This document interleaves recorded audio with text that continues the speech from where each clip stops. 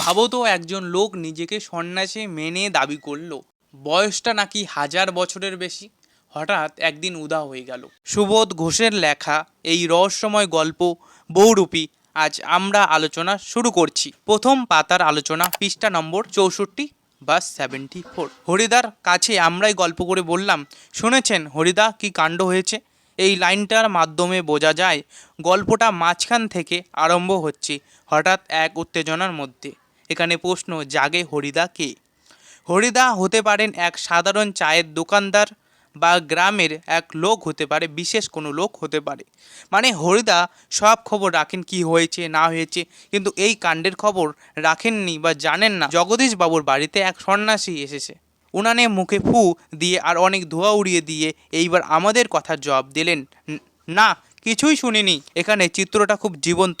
হরিদা উনানে ফু দিচ্ছেন, মানে জল গরম বা চা তৈরি করছেন। এই ধোঁয়ার মধ্য দিয়ে উঠে আসছে সংলাপ, একটা বড় কিছু ঘটেছে, কিন্তু গ্রামের এক গুরুত্বপূর্ণ মানুষ হরিদা জানেন না। জগদীশ বাবু যে কি কাণ্ড করেছেন শোনেননি হরিদা? এখানে প্রথমবার আমরা জানি জগদীশ বাবু নামে একজন ব্যক্তি এই ঘটনা কেন্দ্রে আছেন। তার করা ঘটনার কারণেই এত আলোচনা। হরিদা বললেন, না রে ভাই, বড় মানুষের কাণ্ডের খবর আমি কেমন করে শুনবো, আমাকেই বলবেই বাকে। এই লাইনটার খুব সাধারণ অথচ গভীর। হরিদা নিজেকে সাধারণ মানুষ বলেছেন, তাই বড় মানুষের খবর তিনি জানেন না। 7 দিন হলো এক সন্ন্যাসী এসে জগদীশবাবুর বাড়িতে ছিলেন।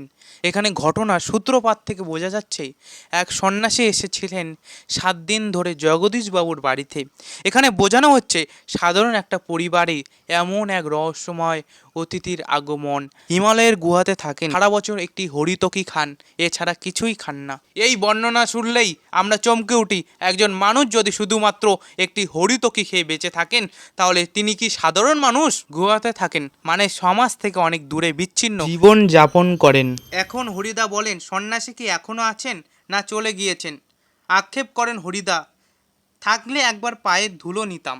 মানে হরিদা বললেন, যদি সেই সন্ন্যাসী এখনও যদি থাকতো তাহলে গিয়ে একবার পায়ের ধুলো নিতাম। তো ধন্যবাদ, আজকের আমাদের আলোচনা এতটুকুই। যদি এটা পার্ট 1 ভিডিও, আমাদের এরপর আরও 5টা পার্ট আসবে। সবাই সাবস্ক্রাইব করে রেখো, চ্যানেলটা সাবস্ক্রাইব করবেন ফ্রিতে। আমি তো কোনো কোর্স লঞ্চ করছি না, কোর্স লঞ্চ করলে আলাদা ব্যাপার ছিল যে এই কোর্স কিনবো না, এত দাম। ফ্রিতে সাবস্ক্রাইব বাটনটা ক্লিক করো, আর পরবর্তী আলোচনা আসবে। আর কমেন্ট করতে অবশ্যই ভুলবেন না। সাবস্ক্রাইব না করলে কমেন্ট করতে হবে। যারা ভিডিওটা শেষ পর্যন্ত দেখলে অবশ্যই একটা কমেন্ট করে দিয়ে যাবে।